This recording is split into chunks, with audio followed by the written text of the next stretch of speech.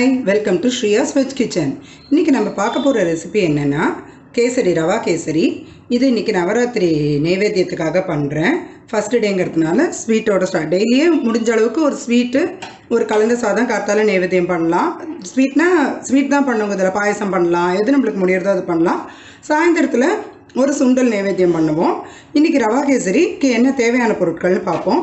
இதால் ஒரு கப்பு ரவை எடுத்துட்டுருக்கேன், 2 கப்பு சர்க்கரை, அப்புறம் ஒரு ஹாஃப்க்கு கொஞ்சம் கம்மியாக நெய், கேசரி பவுடருக்கு பதிலாக நான் கொஞ்சம் குங்குமப்பூவை பாலில் போட்டு வச்சுருக்கேன். தென் கொஞ்சம் ஏலக்காய் பவுடர், முந்திரி, திராட்சை.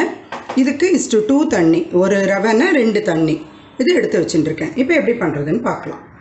ஃபஸ்ட்டு கடாயில் கொஞ்சம் நெய் விட்டுருக்கேன். இதில் இந்த முந்திரி பருப்பையும் திராட்சையும் நம்ம வறுத்து எடுத்துட்டுருக்கோம். அப்புறம் ஒரு பிகினர்ஸ்க்காக ஒன்று சொல்கிறேன். நாங்கள் வெண்ணெய் வாங்கி காய்ச்சி தான் எல்லாத்துக்குமே யூஸ் பண்ணுவோம். ஸோ ஊத்துக்குழி வெண்ணெய்ன்னு வாங்கிட்டேன்னா பிரச்சனை இல்லை. இப்போ மற்றபடி இந்த பேக் வெண்ணெய் வருது இல்லையா, ஆவின், அமுல், மில்கி மிஸ்ட், அது மாதிரி அதிலெல்லாம் அன்சால்ட்டட்னு இருக்கும். அதை பார்த்து வாங்கி காய்ச்சுங்க. இன்னொன்று பேஸ்டரேட்னு இருக்கும், அது பேஸ்டரேட்டட்னு இருக்கும், அது உங்களுக்கு சால்ட்டட். அதனால் அது தெரியாமல் வாங்கிட்டேன்னாக்கா அது காய்ச்சினா ஒரே உப்பாக இருக்கும். அப்புறம் ஸ்வீட்லாம் அதை விட்டால் கஷ்டம். அன்சால்ட்டட் பட்டர் அப்படின்னு போட்டிருக்கோம், அதை பார்த்து வாங்கிட்டேன்னா நல்லாயிருக்கும். இப்போ இந்த திராட்சையெல்லாம் ஒப்பிண்டு வருது இல்லையா, முந்திரியும் கலர் மாறினோடனே இதை எடுத்து வச்சுட்டு இந்த நெய்லியே நம்ம ரவையை வறுத்துக்கலாம். இதை எடுத்து வச்சுட்டுருக்கோம். இப்போ இந்த நெய்யில் ரவையை போட்டு நல்லா வறுக்கணும். இது ஆக்சுவலி ரோஸ்டட் ரவா தான் வாங்கியிருக்கு, ஆனால் கூட இந்த நெய்யில் நல்லா வறுத்தா தான் கேசரி நல்லா வெந்து உதிராகவும் இருக்கும், அட் த சேம் டைம் வெந்து டேஸ்ட்டாக இருக்கும்.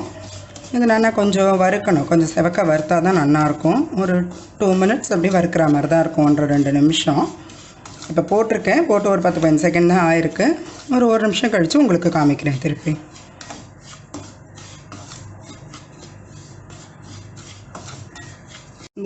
இந்த ரவை வறுத்துன்னு இருக்கும்போதே நம்ம தண்ணியும் சுட வச்சிடணும்.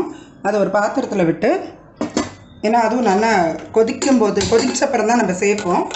அதையும் அடுப்பில் வச்சிடலாம். இங்கே தெரியறதா நல்லா வறுப்பட்டது. இவ்வளோ நேரம் வறுக்கணும். இப்போ வெந்நீரும் கொதிக்கிறது. இதில் எப்படி விட்டு கலரணும்னு காமிக்கிறேன். வெந்நீரும் நல்லா கொதிச்சுடுத்து அடுப்பை சிம்மில் வச்சுக்கோங்க. சிம்மில் வச்சுட்டு ஜாக்கிரதையாக பண்ணுங்க.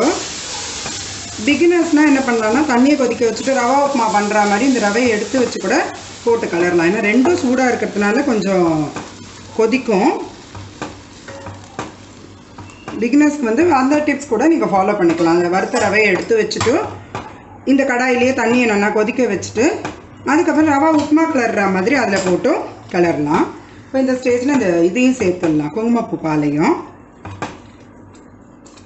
ஏன்னா இந்த ஆர்டிஃபிஷியல் கலர்லாம் உடம்புக்கு கெடுதல்னு சொல்கிறா இல்லையா, அதனால கொஞ்சம் இது போட்டிருக்கேன். கொஞ்சம் இது வெந்துடும். இப்படி பார்த்துட்டே இருந்தோம்னா நல்லா உப்புமா மாதிரி வெந்துடும். வெந்த அப்புறம் சர்க்கரை போடணும். சர்க்கரை போட்டதும் திருப்பி இலகும்.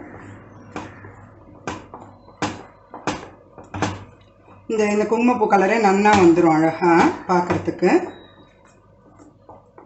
கொஞ்சம் இது மாதிரி பூஜை சமயத்தில், நவராத்திரி சமயத்துலலாம் நம்ம இது குங்குமப்பூவும் விசேஷம்னு கேசரின்னு சொல்லுவா இல்லையா, அது ரொம்ப விசேஷம். அந்த மாதிரி சமயத்தில் முடியும்னாக்கா வாங்கி நம்ம கொஞ்சம் ஆட் பண்ணிக்கலாம், சேர்த்துக்கலாம்.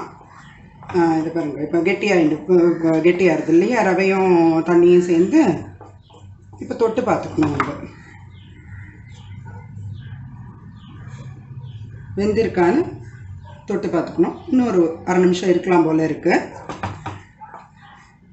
ஏன்னா ரொம்ப வேகிறதுக்கு முன்னாடி போட்டோன்னா அப்புறம் ரவை முழிச்சுன்னு ஆகிடும், நல்லா இருக்காது.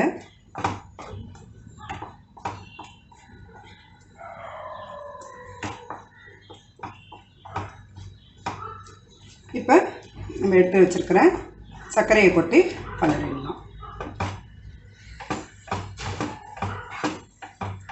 சர்க்கரையை போட்டது இறங்கிக்கும். கொஞ்சத்தை போட்டு கொஞ்சம் மிக்ஸ் பண்ணி விட்டுட்டு போட்டுக்கோங்க.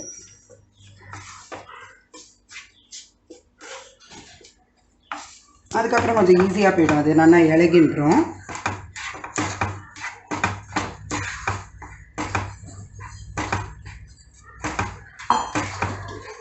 நாங்கள் சர்க்கரையை போட்டதும் நல்லா இப்படி இலகி போயிடும். அந்த நேரத்தில் நம்ம ஒரு மீடியம் ஃப்ளேம்லேயே வச்சுட்டு கொஞ்சம் இது மாதிரி கட்டி வந்தது அப்படின்னாக்க இந்த கரண்டியாலே ப்ரெஸ் பண்ணி விட்டேன்னா சரியாக போயிடும். இது ஒரு நிமிஷம் அந்த மாதிரி ஆகும் கெட்டியாகிறதுக்கு. அந்த ஸ்டேஜில் உங்களுக்கு மறுபடியும் காமிக்கிறேன். இது மாதிரி இலகி போயிடுத்தேன்னு பயப்பட வேண்டாம் பிகினர்ஸ்லாம். இங்கே பாருங்கள், நான் இப்போ கெட்டியாக ஆரம்பிச்செடுத்து ஒரு 1 மினிட்ல இப்படி ரெடி ஆகிடும். நம்ம இது பண்ணி பார்க்கணும். பார்த்தா டக்குன்னு விழும். இன்னும் ஒரு 1 மினிட் இருக்கணும். இதை பாருங்கள், இப்போ நல்லா கெட்டியாக எடுத்து இந்த ஸ்டேஜில் என்ன பண்ணோன்னா நம்ம மீதி இருக்கிற நெய் அதையும் சேர்த்துடலாம். சேர்த்துட்டு மிக்ஸ் பண்ணி விட்டுட்டு ஏலக்காய் பவுடர்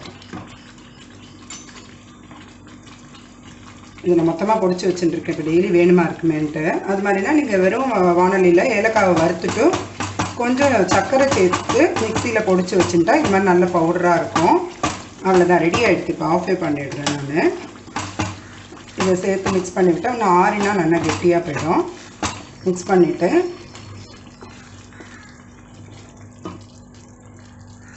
முந்திரி பருப்பு, திராட்சை மேலே கொஞ்சம் டெக்கரேஷனுக்கு வச்சுட்டுருக்கேன்.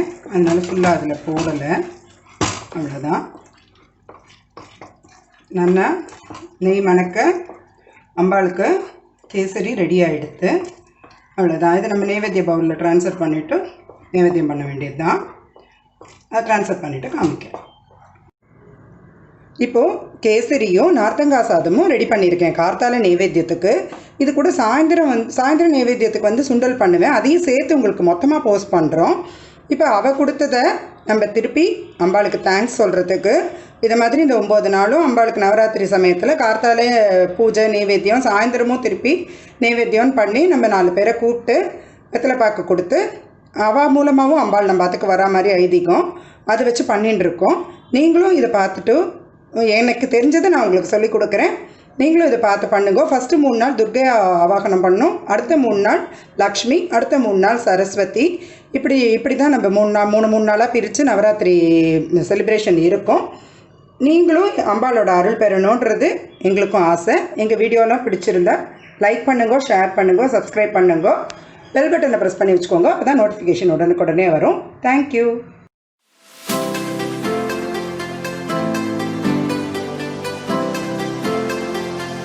Hi, welcome to SriYa'sVegKitchen. இன்றைக்கி நம்ம பார்க்க போகிற ரெசிபி என்னென்னா பச்சை பயிறு சுண்டல். இது வந்து முளைக்கட்டி பண்ணுறேன். மற்றபடி நம்ம நார்மலாக வந்து வெறும் வறுத்துட்டு வேக வச்சு சுண்டலும் பண்ணலாம். அது இன்னொரு வீடியோவில் காமிக்கிறேன்.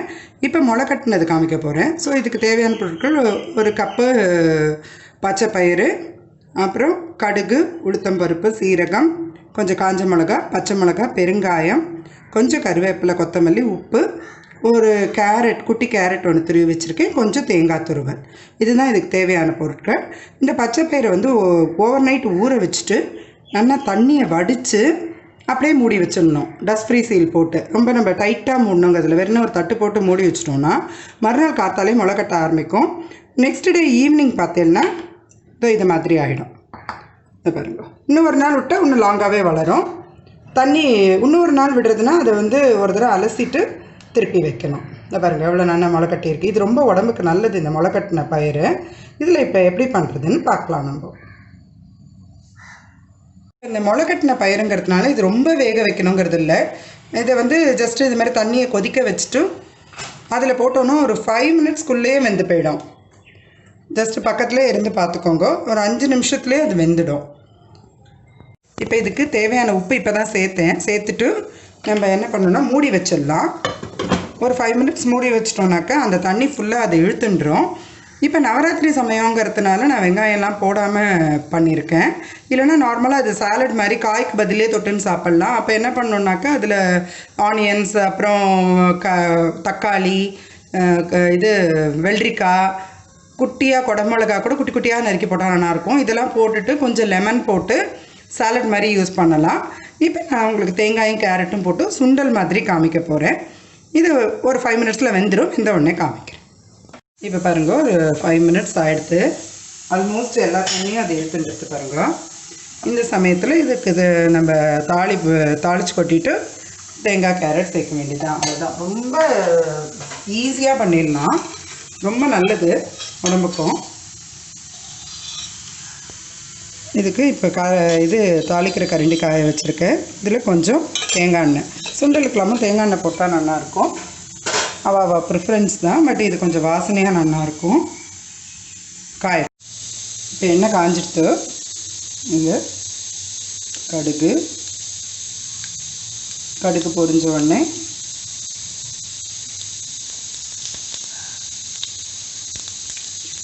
கடுகு வெடிக்க ஆரம்பிச்சிடுத்து. இந்த நேரத்தில் இந்த சீரகம் அண்ட் உளுத்தம் பருப்பு,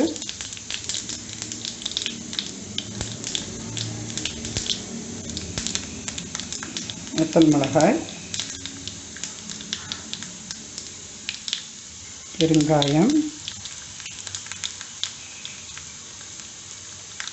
பச்சை மிளகாய் அதெல்லாம் கொஞ்சம் தள்ளி இருந்து போடுங்க. பச்சை மிளகாய் போட்டு இது வதக்கினதும் கருவேப்பிலை போட்டு இது இந்த சுண்டலில் போட்டுடலாம். போட்டுட்டு மிக்ஸ் பண்ணி விட்டுட்டு நம்ம எடுத்து வச்சுருக்கிற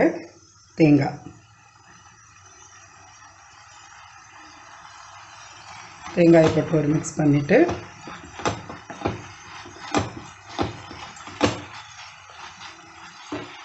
கேரட் கொத்தமல்லி